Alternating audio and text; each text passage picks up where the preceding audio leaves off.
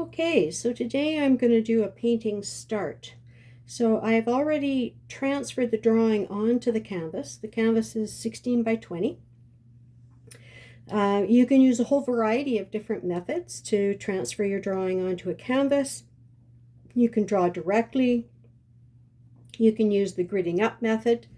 You can also use another transfer method if it's your own photograph and you've done all the pre-editing work with it. You can use transfer paper to transfer that to your canvas as well. So a whole variety of methods of doing that. The thing I want to do first to get my painting established is I want to do an underpainting, basically a block-in of the values and the colors that I'm going to be using in the actual painting. This is going to be a very limited palette painting. Obviously it's two seagulls on water, so there's going to be a lot of different blues and grays in there, a hint of warmth in some of the sunlit areas of the gulls and the beaks. And also I'm going to be introducing a little bit of purple into it as well. So, pretty muted palette overall compared to, say, a sunny fall, autumn leaf type of painting. Now for this painting, I'm going to be looking at a variety of blues. I'm not going to put just one blue out on my palette. I'm going to have cobalt blue, I'm going to have ultramarine blue, and also Payne's gray in there as well. If I need a little bit of sort of a hint of warmth in the blues, I'm also going to take advantage of anthracnone blue.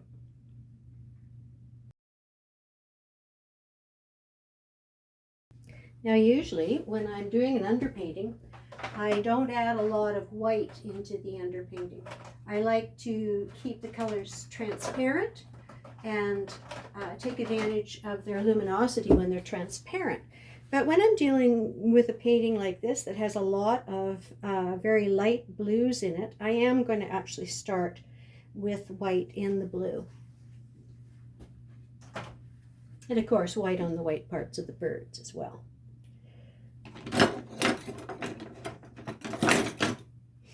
My favorite underpainting brushes are these guys right here. They're known as golden synthetic brushes, not because they're made by golden, but because they have golden hairs. They're a very inexpensive brush. I think this one is around $7 and this one's less than 12. And they're just a really good size to block things in with. Doesn't allow you to get fussy in the original parts of your painting. I like to use gloss medium to make my paints a little thinner, a little easier to brush on in the underpainting. I use one of these gum containers, which actually seals it reasonably well to hold the gloss medium, primarily because I can fit easily a 1-inch brush to dip in there, or if I'm a little bit more careful, even a 2-inch brush to get in there to take out the medium.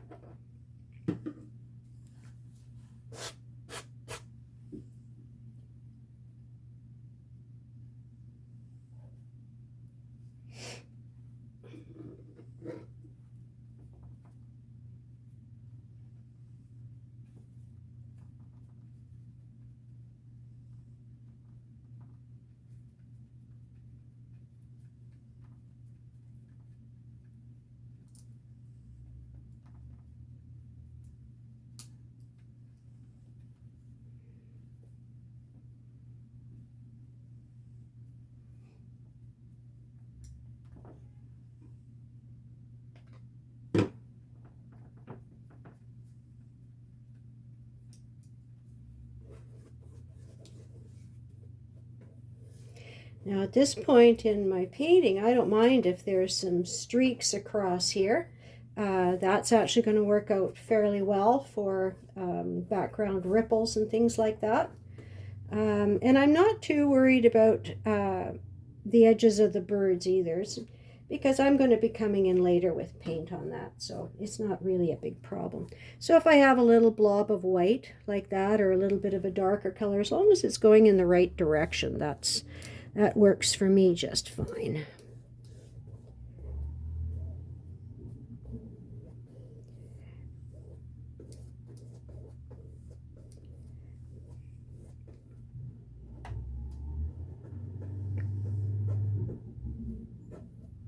You'll notice that I didn't just leave my my drawing as a pencil drawing. I previously took a little bit of Payne's Gray and some gloss medium to dilute it, a little bit of water if it got a little too thick, and I painted over the graphite and pencil lines because I wanted to be able to see those through after I put in the first layers. I just want to be able to see where those birds are going to be.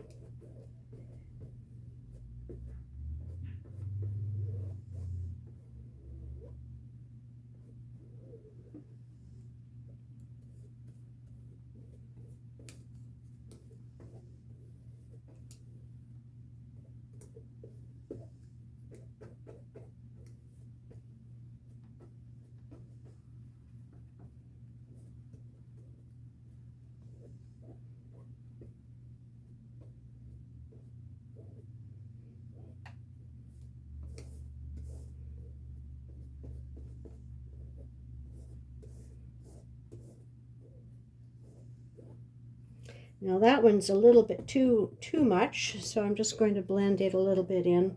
It's quite easy to blend acrylic into while you're working on the surface, as long as it's nice and juicy and wet. So to keep it nice and juicy and wet, you want to make sure that you've got enough paint. If you're stingy on the paint, that's where you're going to have paint that'll dry out very quickly for you. The other thing you can do as well is use a bit more medium, and if you aren't very quick with your brush strokes, if you use glazing medium instead of gloss medium, that will give you much more sort of working time and keep things juicier longer.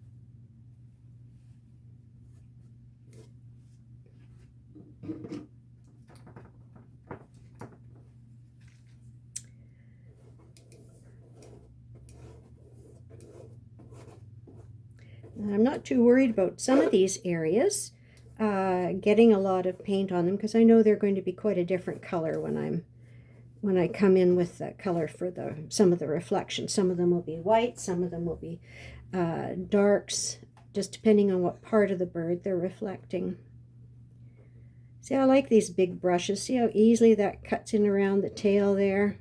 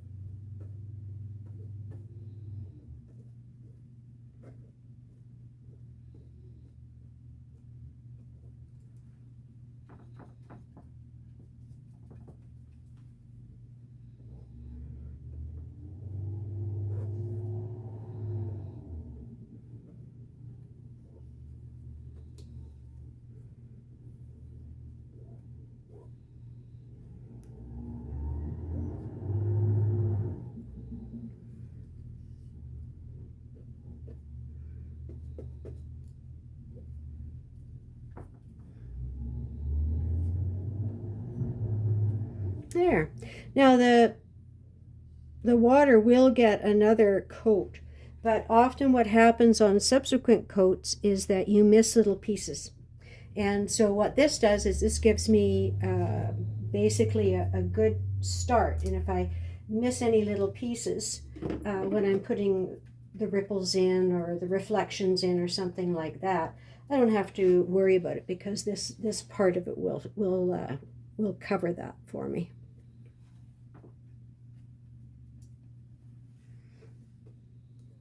Now I'm just going to follow around his back, or his or hers, who knows.